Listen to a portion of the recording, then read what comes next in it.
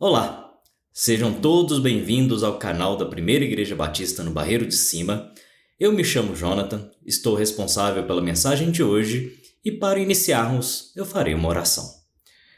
Senhor, nosso Deus, eterno e poderoso Pai, lhe agradeço, meu Senhor, por mais essa oportunidade, Pai, de pregar a Tua palavra, Pai amado.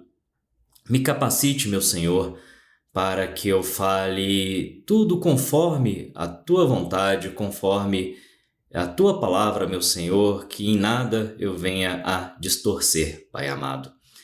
Toque o coração de todos aqueles que estão me ouvindo, Pai amado, para que venham também compreender a Tua palavra, meu Senhor, e que a Tua palavra gere a devida mudança na vida de cada um, Pai amado.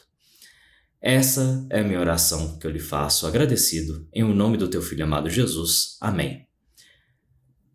Antes de entrarmos no texto que separei para essa noite, queria convidá-los a uma breve reflexão.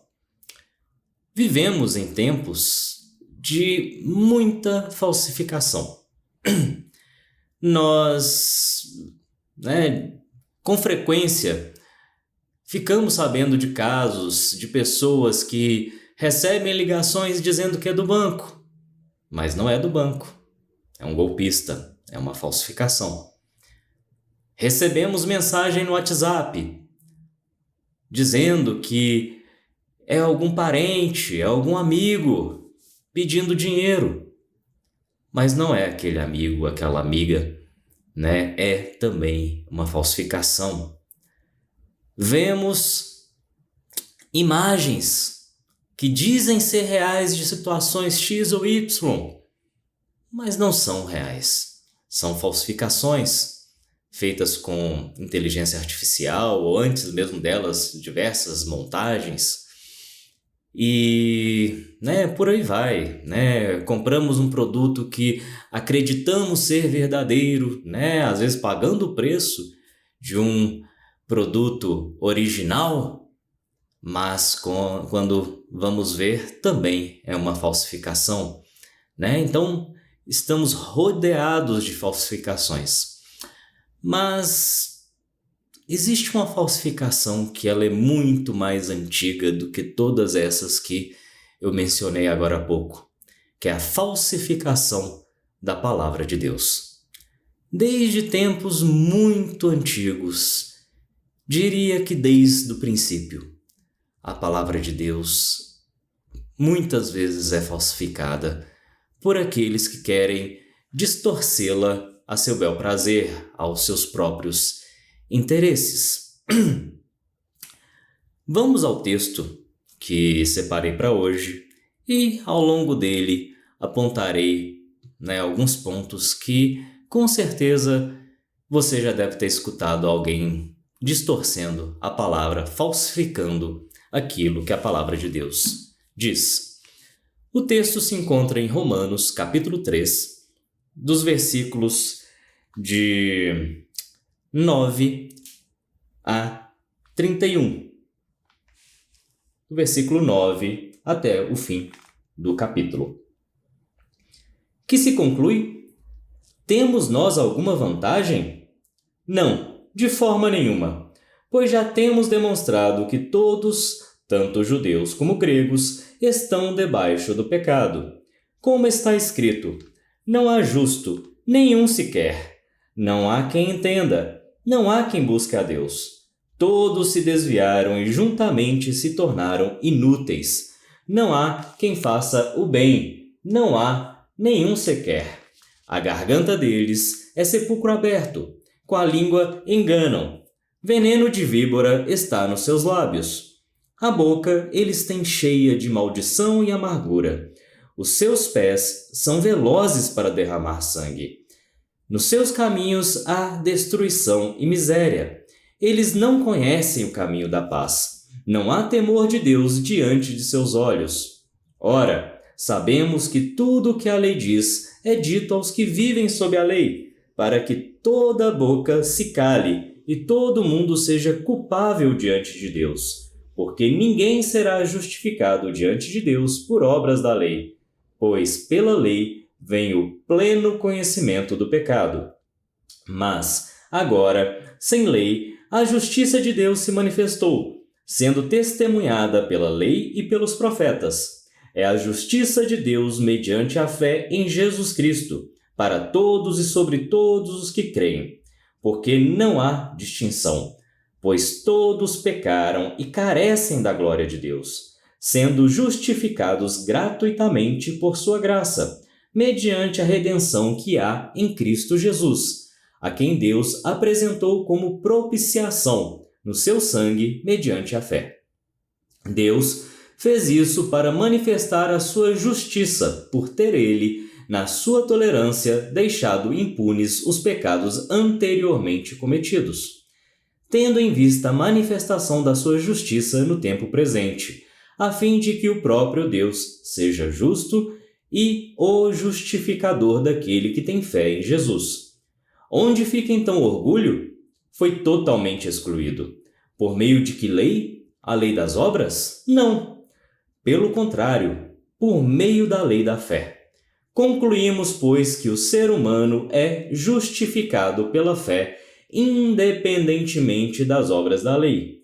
Ou seria Deus apenas Deus dos judeus?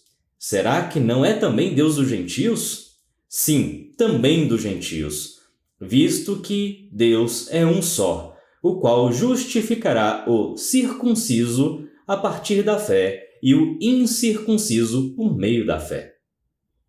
Anulamos então a lei por meio da fé? De modo nenhum. Pelo contrário, confirmamos a lei. Bom, quis ler o texto de maneira seguida, depois eu vou voltar em cada uma das partes para explicar melhor. E aqui alguns já podem ter percebido, e eu fiz questão de ler de maneira contínua para ficar claro o que o texto estava dizendo, mas já podemos perceber vários pontos que divergem de muitas pregações que vemos, que ouvimos por aí. E provavelmente você já deve ter escutado que para chegar aos céus você precisa fazer boas obras, você precisa ser uma boa pessoa, você tem que ser uma pessoa que não peca, ou que não chega a isso. Ao menos as mensagens falam que você deve ser uma boa pessoa para, quem sabe, talvez, após a morte você vá para o céu. Talvez após a morte você ainda vai precisar de fazer alguma coisa a mais, ou vai ter um ciclo de reencarnações, ou por aí vai. As mensagens são diversas, Mas se vocês prestaram atenção no texto, já conseguem perceber alguma divergência, alguma adulteração naquilo que a gente costuma ouvir, E voltando, ao início do texto, ali no versículo 9, quando está escrito que se conclui, temos nós alguma vantagem, lembrando que Paulo ele era judeu, Paulo, é o escritor aqui da carta aos Romanos, e ele, na qualidade de judeu, coloca aqui que se conclui, nós, temos nós, ou seja, nós judeus, alguma vantagem? Não, de forma nenhuma, pois já temos demonstrados que todos, tanto judeus como gregos, estão debaixo do pecado. E aqui, você pode pensar, eu não sou judeu, nem sou grego, mas aqui é no sentido de tanto aquele que é judeu quanto aquele que não é judeu, ou seja, todas as pessoas, quer você seja judeu, quer não seja judeu, Outra palavra que vimos aqui ao longo do texto é o gentio, O gentio seria todo aquele que não é judeu, E para reforçar esse ponto, para ficar de maneira clara. Na verdade, vamos ler mais um pouquinho, porque depois eu vou voltar num outro texto que fica mais claro essa questão de que isso aqui não se refere a um grupo pequeno de pessoas, mas a toda a humanidade, né? Continuando aqui no versículo 10. Como está escrito, não há justo nenhum sequer, não há quem entenda, não há quem busque a Deus. Todos se desviaram e juntamente se tornaram inúteis. Não há quem faça o bem, não há nenhum sequer. A garganta deles é sepulcro aberto, né? Um túmulo, né? Aberto, que há só podridão ali dentro. Com a língua enganam, veneno de víbora, veneno de uma cobra venenosa, né? Está nos seus lábios. A boca eles têm cheia de maldição e amargura. Os seus pés são velozes para derramar sangue. Nos seus caminhos há destruição e miséria. Eles não conhecem o caminho da paz. Não há temor de Deus diante de seus olhos. E a inspiração aqui do apóstolo Paulo ao escrever, né, isso que a gente acabou de ler aqui, desde o versículo 10 até o versículo 18, se encontra lá em Salmos 14,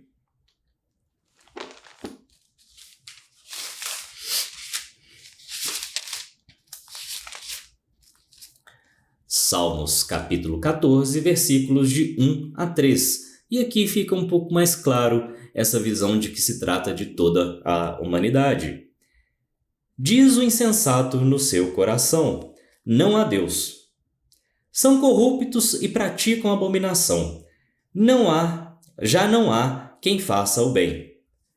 Do céu, o Senhor olha para os filhos dos homens, para ver se há quem tenha entendimento, se há quem busque a Deus.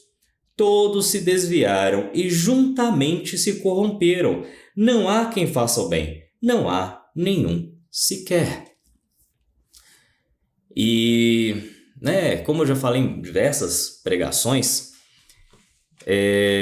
a gente muitas vezes tem dificuldade de enxergar isso porque vivemos em meio a pessoas caídas, somos pecadores, todos nós somos pecadores e vivemos rodeados de pecadores.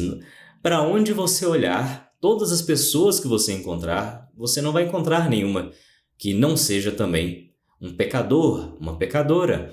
Então, a nossa referência, a nossa comparação são com pessoas também caídas, né? E em meio a pessoas pecadoras, aquelas que aos nossos olhos, né, a gente vê uma pessoa que matou, que roubou, que fez isso, que fez aquilo, né? E a gente olha para nós mesmos e pensamos, né? Não sou tão ruim quanto aquela pessoa.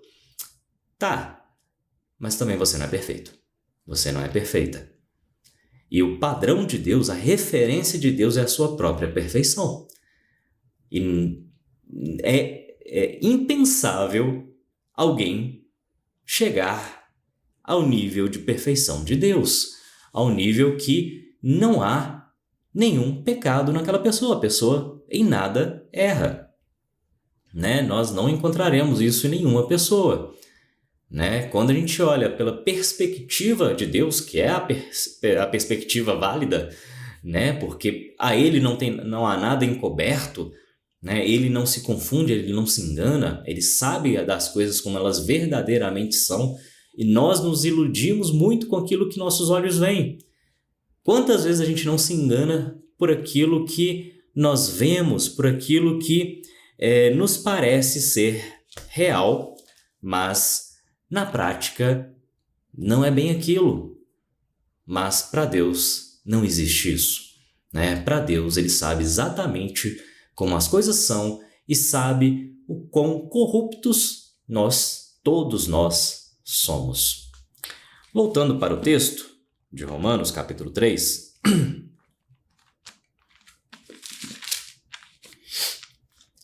Continuando aqui, eu parei no versículo 10, né? Vamos continuar então do versículo 19. Ora, sabemos que tudo o que a lei diz é dito aos que vivem sob a lei, para que toda boca se cale e todo mundo seja culpável diante de Deus. Porque ninguém será justificado diante de Deus por obras da lei, pois pela lei vem o pleno conhecimento do pecado. E alguém pode pensar, então a lei é ruim? Né? A lei é má? Não, de forma alguma. Como, né, se a gente adiantar aqui um pouco lá para o capítulo 7 de Romanos e olharmos ali os versículos 12 e 13, a gente vai ter uma perspectiva melhor. Então, Romanos 7, versículos 12 e 13. Assim, a lei é santa e o mandamento é santo, justo e bom. Então aquilo que é bom se tornou morte para mim? De modo nenhum. Pelo contrário, o pecado, para mostrar-se como pecado por meio de uma coisa boa, causou-me a morte, a fim de que pelo mandamento o pecado mostrasse toda a sua força de pecado. Então, a lei, ela é boa. A lei, ela demonstra a essência de Deus. Pela lei, né, Deus nos mostra, né, como ter o bom convívio com Ele, demonstrando quem Ele é, a sua santidade.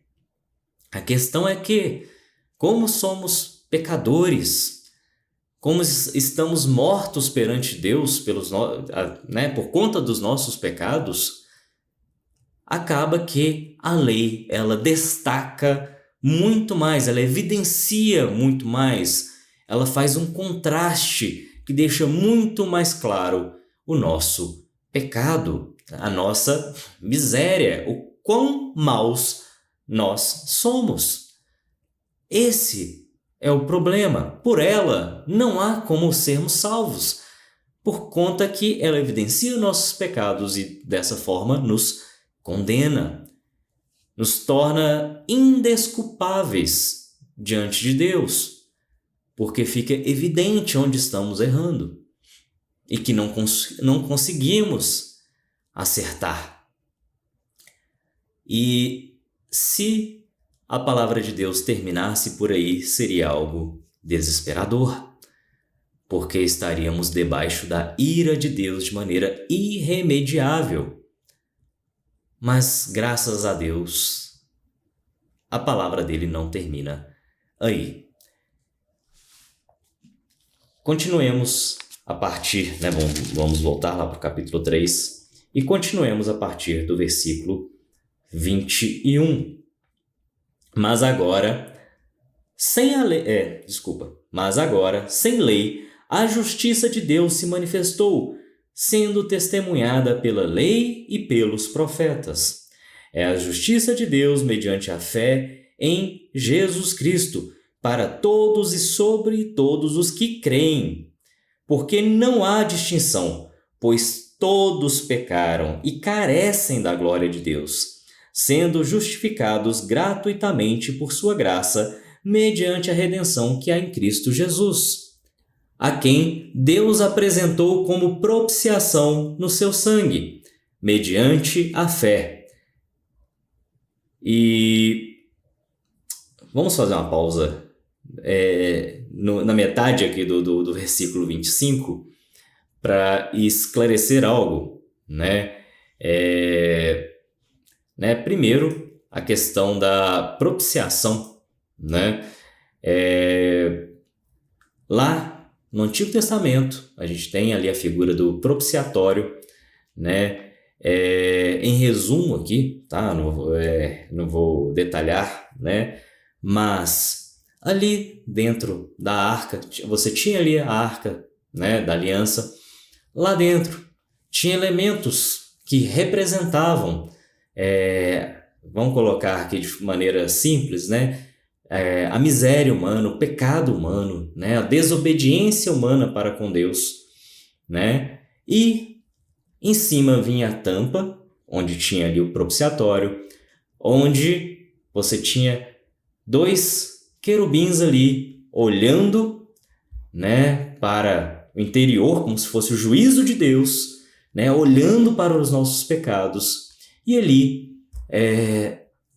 era derramado o sangue de um cordeiro, né, para representar ali o que a gente teria no futuro, né, de Cristo derramando o seu sangue por nós e ali cobrindo todos os nossos pecados. É uma maneira bem abreviada de se explicar, né? Recomendo, né, que cada um depois veja em detalhes isso, né? Seja o que eu falo, seja o que outro fala, né, sobre a palavra de Deus, sempre deve ser conferido para ver se é de fato aquilo, né? Não acreditem tudo sem questionar, sem pesquisar, sem conferir se aquilo é realmente a melhor forma de combater uma falsificação é uma boa checagem, né? Mas terminando aqui o versículo 25, antes de fazer outra explicação, né? Então só repetindo o início aqui do versículo 25. A quem Deus apresentou como propiciação no seu sangue mediante a fé.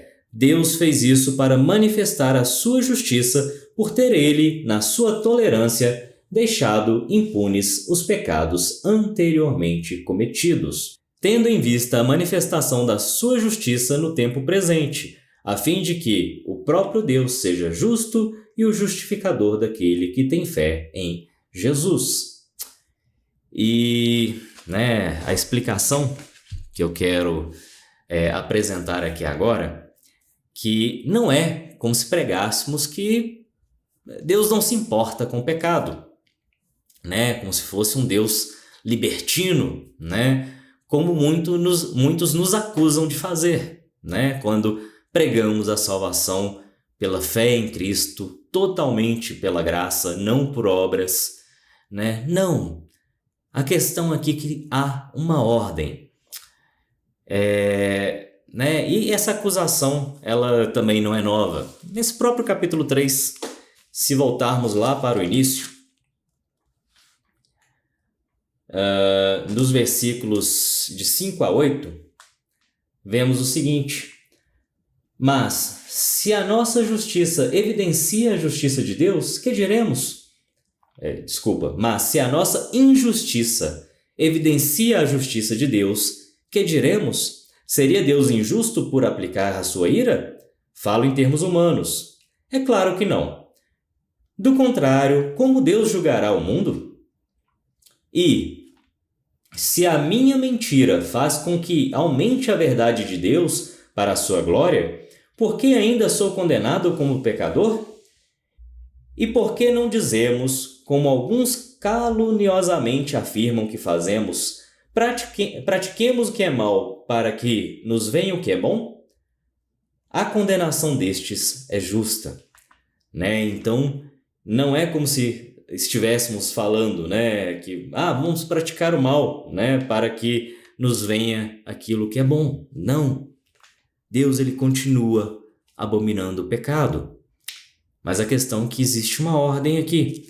Vamos lá para Efésios capítulo 2.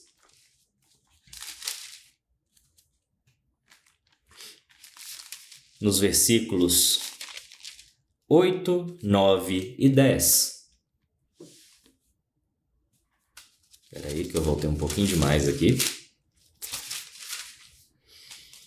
Efésios capítulo 2, versículos 8, 9 e 10. Porque, pela graça, vocês são salvos mediante a fé. Isso não vem de vocês, é dom de Deus. Não de obras, para que ninguém se glorie. Pois somos feitura dele, criados em Cristo Jesus para boas obras, as quais Deus de antemão preparou para que andássemos nelas. Né? Então aqui ele começa falando, né? Porque pela graça, pelo favor que não merecemos, isso é graça. Porque pela graça vocês são salvos, né? Livres do inferno, garantidos no céu, mediante a fé. Né? A plena confiança em Cristo, a plena confiança do que Cristo fez por nós na cruz foi o suficiente para nos salvar, né? E isso não vem de vocês, ele é bem enfático, né? Igual vemos ali em Romanos, ele é bem enfático, né? Ele repete de maneira cíclica ali para reforçar a ideia, né? Então, isso não vem de vocês, é dom de Deus, é presente. E se você está recebendo um presente que você está pagando, você não está recebendo presente, né? Você está comprando um produto, né? Você está comprando algo. Presente, ele é de graça, né? Então, é dom de Deus, é presente de Deus, não de obras, não daquilo que você faz de bom, né? Não é por seu mérito, mas, então, não de obras, para que ninguém se glorie, ou seja, perante Deus ninguém vai chegar e falar assim, eu conquistei meu lugar no céu, eu mereci estar aqui. Não, né? Totalmente pela obra de Cristo e tão somente por Cristo. Não sobrou nada para fazermos, para completarmos a obra dele. Não, né? Na cruz, Cristo disse, está consumado, né? Ele não disse, está quase pronto. Não, só falta um pouquinho, uma beiradinha, né? Um fio de cabelo. Não, está consumado, né? Ele concluiu toda a obra. Então, né? Não de obras para que ninguém se glorie. Ou seja, ele coloca aqui na ordem que a gente também consegue enxergar ali em Romanos, né? Primeiro vem a salvação. Primeiro você se torna realmente um filho de Deus, né? Primeiro você realmente se torna salvo por Jesus Cristo. Depois vem as obras em serviço a Ele, né? Pois somos feitura dele, criados em Cristo Jesus para boas obras. Né? Em que momento que a gente é criado em Cristo Jesus para as boas obras? Vou citar daqui a pouco João capítulo 3. Mas, para que fique bem claro aqui, né? Após nascermos de novo em Cristo, né? Aí sim somos criados para boas obras, as quais de antemão Deus preparou para que andássemos nelas, né? Deus ele continua abominando o pecado e agora, como salvos, devemos fazer as obras não para mantermos nossa salvação, não, salvação não se perde, mas para servirmos a Deus, para glorificarmos a Deus e para sermos gratos a Ele, né? Como eu disse, vamos lá em João, Evangelho segundo João, capítulo 3.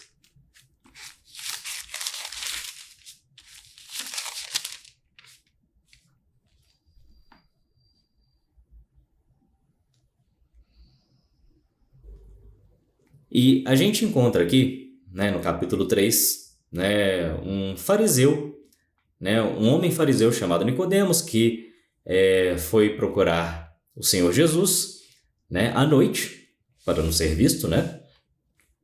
E se a gente pega ali o versículo, a partir do versículo 2, né, capítulo 3, a partir do versículo 2, né, Nicodemos, de noite foi até Jesus e lhe disse, Rabi, sabemos que o Senhor é mestre vindo da parte de Deus, porque ninguém pode fazer esses sinais que o Senhor faz se Deus não estiver com ele.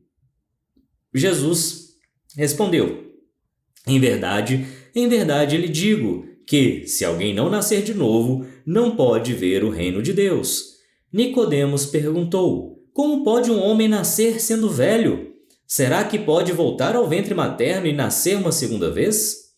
Jesus respondeu, em verdade lhe digo, quem não nascer da água e do Espírito não pode entrar no reino de Deus. O que é nascido da carne é carne, o que é nascido do Espírito é Espírito. Então, né, é do nascimento espiritual que estamos falando, né? Esse renascimento, esse nascer em Cristo, esse nascer espiritual, né? É necessário que se nasça de novo para que se entre no reino dos céus. E fazemos isso pela fé em Cristo, né?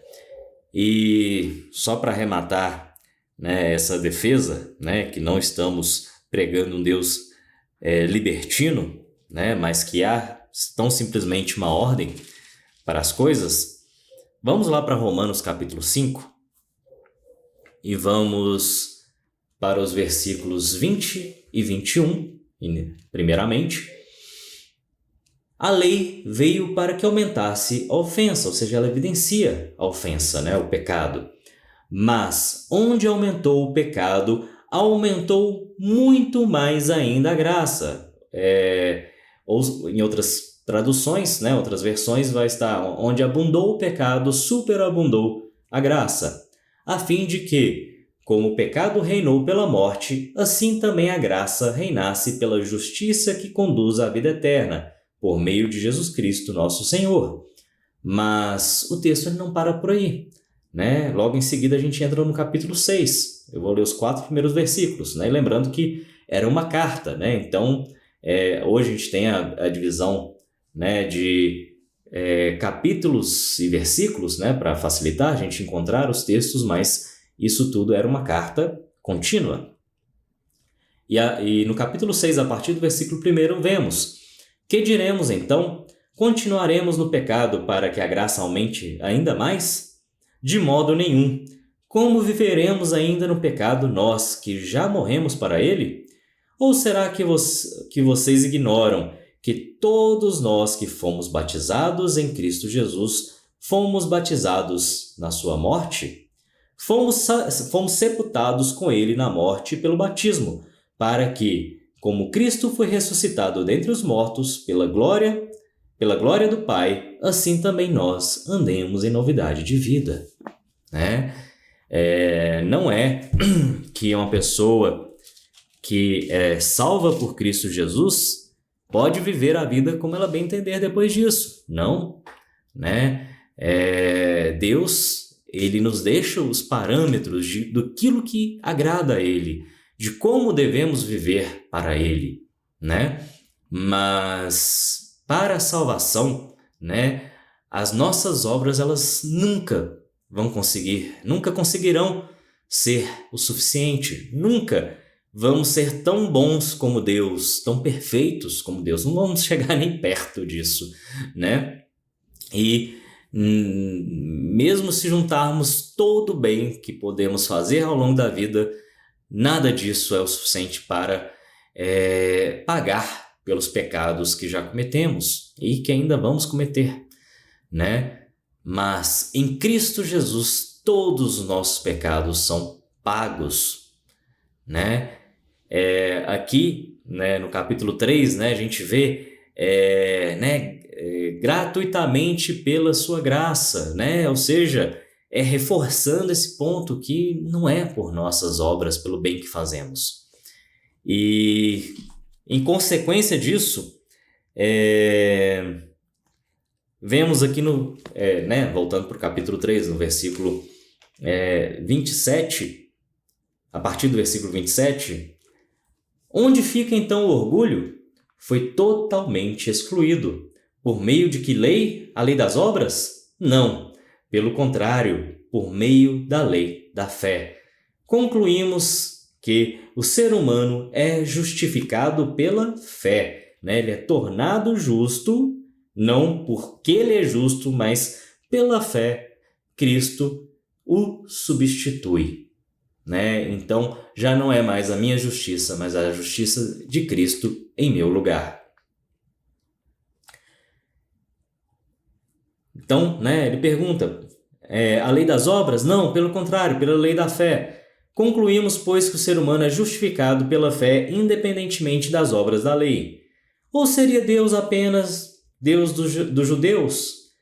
Será que não é também Deus dos gentios? Sim, também dos gentios, né? Ou seja, diferente do que alguns pregam por aí, que toda a palavra seria só para os judeus. Não. A Bíblia ela é muito clara. É para todos, né? Como já explicamos, gentil é todo aquele que não é judeu. Então, é para os judeus, sim. E é para aquele também que não é judeu, né? Então, é para todos nós. Então, a Bíblia é muito clara, né? Não é só para um grupo específico, né? Essa palavra é para todos. A condenação é a condenação para todos. E a salvação ela é oferecida da mesma forma, pelo mesmo critério, a todos, porque todos pecaram. E prosseguindo aqui do versículo 30, ainda aprofundando nisso, visto que Deus é um só, o qual justificará o circunciso a partir da fé e o incircunciso por meio da fé. Também aqui é uma referência tanto daquele que é da aliança antiga, de Deus, ou seja, aquele do povo judeu, e aquele que não faz parte, não fazia parte dessa antiga aliança, ou seja, todo aquele que não é judeu e que agora em Cristo pode fazer parte da nova aliança, a aliança em Cristo. Anulamos então a lei por meio da fé? De modo nenhum. Pelo contrário, confirmamos a lei. Toda a Escritura ela aponta para Cristo.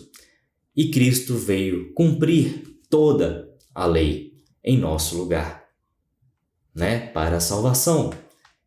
E como lemos, após sermos salvos, após a salvação nos ser garantida, aí sim fazemos as boas obras, cumprimos a lei de Deus. Claro, continuamos sendo pecadores, falhos, imperfeitos, Neste mundo não seremos perfeitos, mas devemos andar em novidade de vida, o que a Bíblia chama de santificação.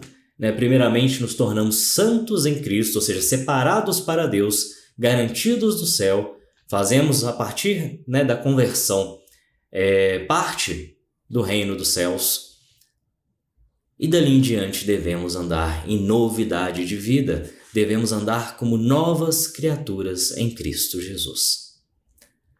Bom, espero que a mensagem tenha ficado clara, e naquilo em que eu não conseguir ser claro, que Deus, através do Espírito Santo, possa esclarecer a palavra dele no coração de cada um, na mente e no coração de cada um, que nenhum de nós seja vítima da falsificação do Evangelho, da falsificação da palavra de Deus, mas que fiquemos com certeza com a verdade, com a palavra de Deus pura, da forma que ela é. Vamos finalizar da forma que começamos, também com uma oração? Oremos. Senhor, nosso Deus, eterno e poderoso Pai, meu Senhor, quebrante o coração de cada um que está recebendo a Tua mensagem, Pai amado, aquele que ainda está perdido, aquele que ainda não se rendeu aos pés de Cristo, Pai amado, que possa entender que é pecador, que é miserável, Pai amado, que merece a condenação ao inferno, meu Senhor, e que só pode se chegar a Ti, meu Deus, ao reino dos céus, através do único caminho que é o Senhor Jesus Cristo, Pai amado. Que cada um possa render a sua vida a Ti, Pai amado, através de Cristo, e aqueles que já são salvos, meu Senhor, que possam andar em novidade de vida, meu Senhor, sem envergonhar a Ti, Pai amado, mas sendo cada vez mais parecidos com nosso Senhor e Salvador Jesus Cristo. Essa é a minha oração que eu lhe faço, agradecido, em nome do Teu Filho amado Jesus. Amém. Então é isso. Espero que todos tenham uma boa noite, os que estão nos acompanhando aqui em tempo real, e que os demais também tenham um ótimo dia, uma excelente semana, conforme for a vontade de Deus.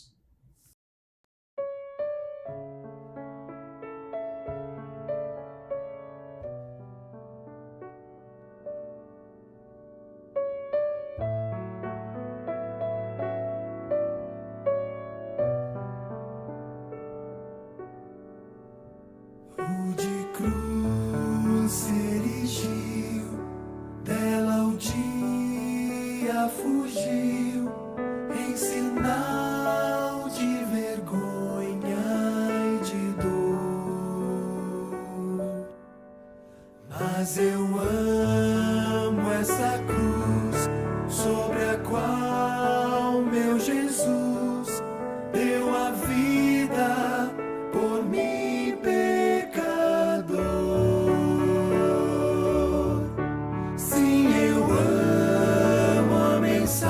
mensagem da cruz, sim, da cruz, até morrer, eu a vou proclamar. Levarei eu também minha cruz, até por uma coroa trocar.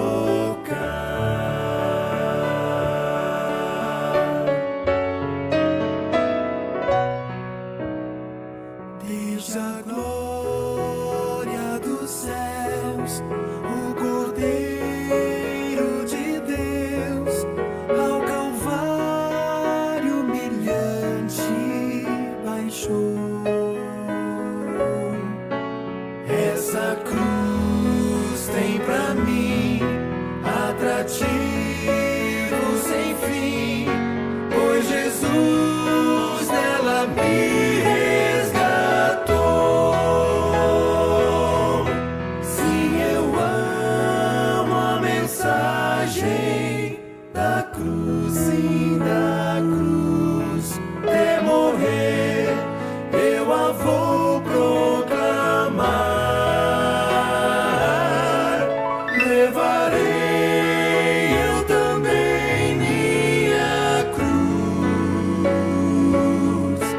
é por uma coroa trocar,